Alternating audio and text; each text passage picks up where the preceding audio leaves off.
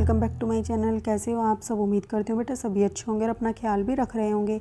तो बेटा अब हमारे न्यू सेशन स्टार्ट हो रहा है, तो उसमें जो वर्कशीट आएंगी आप सभी की आपकी नेक्स्ट क्लास की आएंगी, क्योंकि आप सभी नेक्स्ट क्लासेस में प्रमोट हो चुके हो।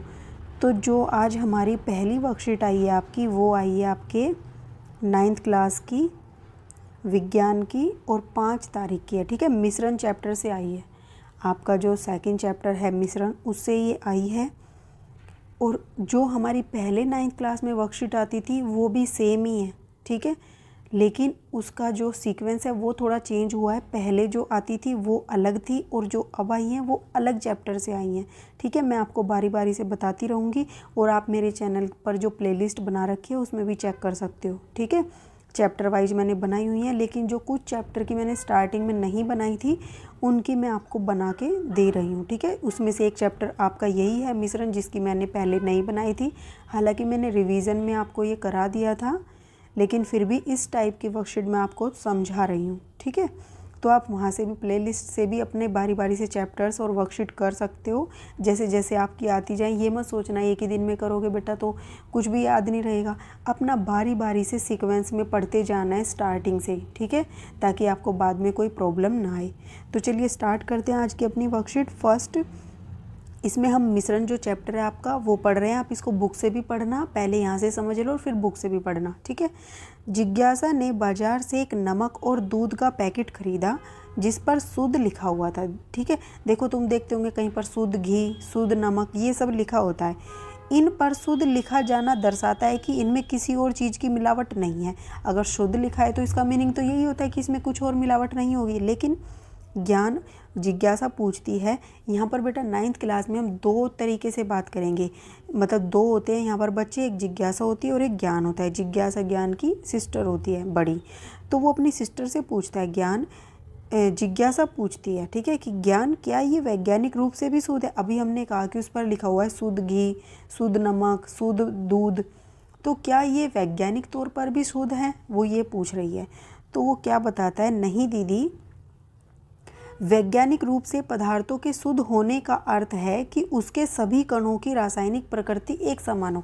यानी कि बेटा ये चीज़ देखो, हमारे जितने भी कण हैं वो, मतलब जितने भी पदार्थ हैं पूरे संसार में, वो सब क्या है, छोटे छोटे कणों से मिलकर बने हैं।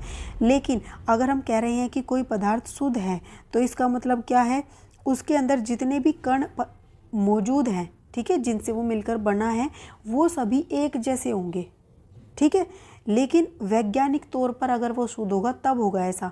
लेकिन हम ऐसे बस सामने से देखने के बाद कह रहे हैं किसी चीज़ को, जैसे हम दूध को देखते हैं वो हमें एक जैसा लगता है, लेकिन अगर वैज्ञानिक तौर से देखोगे तो वो एक समान नहीं होता। ठीक है, तो किंतु यहाँ ऐसा नहीं है। जैसे दूध का निर्माण जो है वो जल से, वसा, प्रोटीन आदि इन सब पदार्थों से मिलकर बना है, तो इन सब के जो कण होंगे वे अलग अलग तरीके के होंगे। ठीक है, जल के सभी कण तो एक जैसे होंगे, लेकिन जल और वसा के कण अलग अलग तरीके के होंगे, तो जिनकी रासायनिक प्रकृति भिन्न है।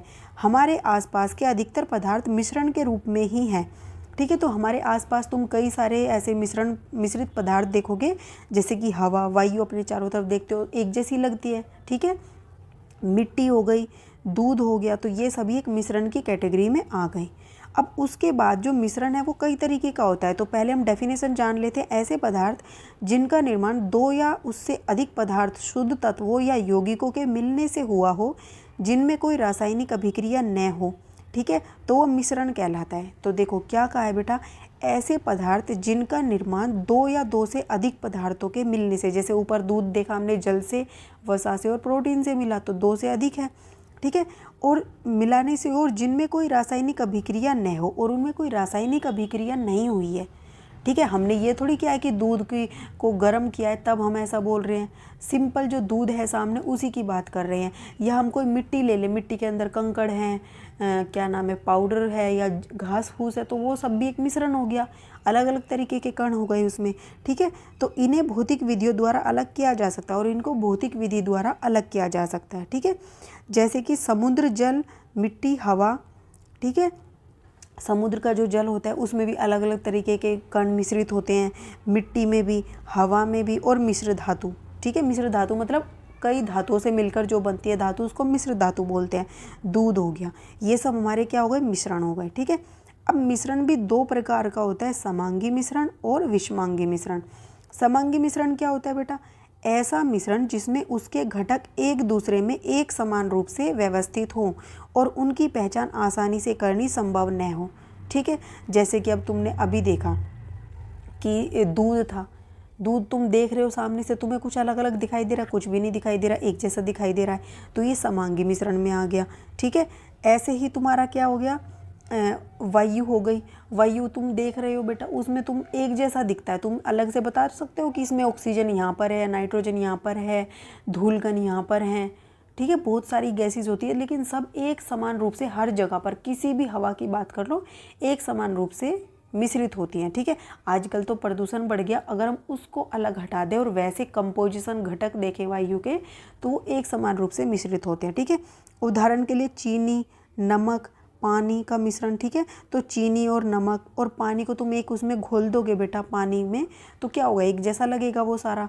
ऐसा तो है नहीं चीनी ऊपर नीचे नमक, ऐसा तो नहीं होता घोलने के बाद। और हवा में भी ऐसे ही होता है। ठीक है, अब विषमंगी मिश्रण क्या होता है? ऐसा मिश्रण जिसमें उसके घटक एक दूसरे में असमान रूप से व्यवस्थित हो और उनकी पहचान आसानी से करनी संभव हो। जैसे कि बेटा मिट्टी के अंदर तुम कंकड़ मिला दो, ठीक है, रेत मिला दो या कुछ और चीज़ डाल दो, तो वो अलग से दिखेगी तुम्हें। ठीक है, तो वो कैसा होगा? विषमांगी मिश्रण होगा। जैसे कि चीनी और रेत का मिश्रण, गंधला पानी यानी कि गंदा पानी जिसमें धूल होती है, नीचे बैठ जाती है मिट्टी, घास फूस नीचे बैठ जा, ऊपर तैरने लगती है।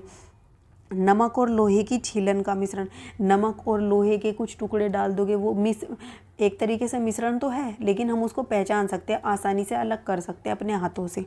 ठीक है, तो ये तुम्हारा विषमांगी मिश्रण हो गया। अब हम इसके करते हैं क्वेश्चन आंसर।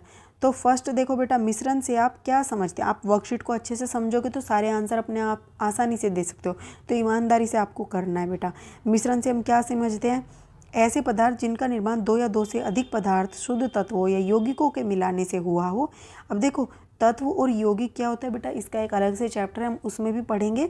बस आप ऐसे समझ लो, जो तत्व होते हैं, जैसे कि क्या हो गया, ये ऑक्सीजन हो गया, ठीक है, नाइट्रोजन हो गया, ये सब क्या है, एक तत्व से मिलकर बने। यौगिक क्या है, एक से अधिक तत्वों से मिलकर बनता है, जैसे कि H2O जल हो गया, इसमें ऑक्सीजन और हाइड्रोजन दो अलग अलग तत्व मिले तो ये यौगिक कहलाएगा।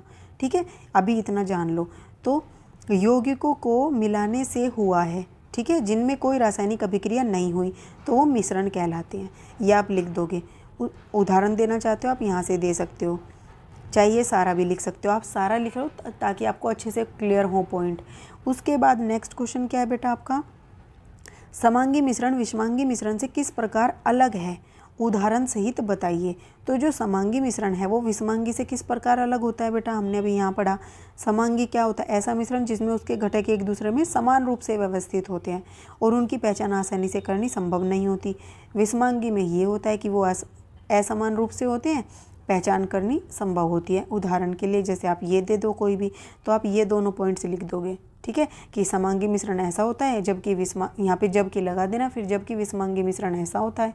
ठीक है, उसके बाद नेक्स्ट क्वेश्चन है बेटा आपका, दिए गए उदाहरण को समांगी और विषमांगी मिश्रण में विभाजित कीजिए। चौक और मिट्टी का मिश्रण, तो बेटा हम इसको आसानी से पहचान सकते हैं, चौक और मिट्टी को, तो ये विषमांगी हो गया। फिर आटे और पानी का मिश्रण भी विषमांगी हो गया। ठीक है, सोडा वाटर जो होता है बेटा, वो सब कुछ उसमें मिक्स होता है, ठीक है, तो उसमें हम आसानी से नहीं पहचान सकते, तो ये क्या हो गया, समांगी मिश्रण हो गया। मिश्र धातु में भी बेटा हर एक धातु हर जगह पर, कोई भी टुकड़ा ले लो एक मिश्र धातु का, हर जगह पर समान रूप से होगी। अगर वहाँ पर मान लो ये टुकड़ा है मिश्र धातु का, इस हिस्से को कट करो चाहे इस हिस्से को, उसमें बराबर मात्रा में दोनों तीनों जितनी भी धातुएं होंगी पाई जाएंगी। ठीक है, तो ये भी समांगी मिश्रण है। ठीक है, अब वायु किस प्रकार का मिश्रण है समझाइए। हमने अभी पढ़ा, वायु को देखते हो बेटा एक जैसी दिखती है हर जगह पर, तो वायु क्या है, एक समांगी मिश्रण है। ठीक है, क्या है, एक समांगी मिश्रण है। तो आप लिखोगे कैसे बेटा इसको, आप लिखोगे कि वायु एक समांगी मिश्रण है क्योंकि इसमें उपस्थित सभी घटक एक दूसरे में समान रूप से मिश्रित हैं और उनकी पहचान करना आसानी से संभव नहीं है। ठीक है, तो आप इसमें ये लिख दोगे। उम्मीद करती हूँ बेटा आपको अच्छे से समझ आई होगी और आप अपनी पढ़ाई को अच्छे से करोगे, और फिर भी कोई डाउट रहे तो आप कमेंट बॉक्स में पूछ सकते हो नीचे, मैं कोशिश करूँगी आपको रिप्लाई कर सकूँ। ठीक है, तो इस वीडियो में बेटा इतने, अपना नेक्स्ट टॉपिक जो हम अपने नेक्स्ट वीडियो में करेंगे, तब तक के लिए ऐसे ही हंसते रहिए, मुस्कुराते रहिए, पढ़ते रहिए और आगे बढ़ते रहिए। Thank you.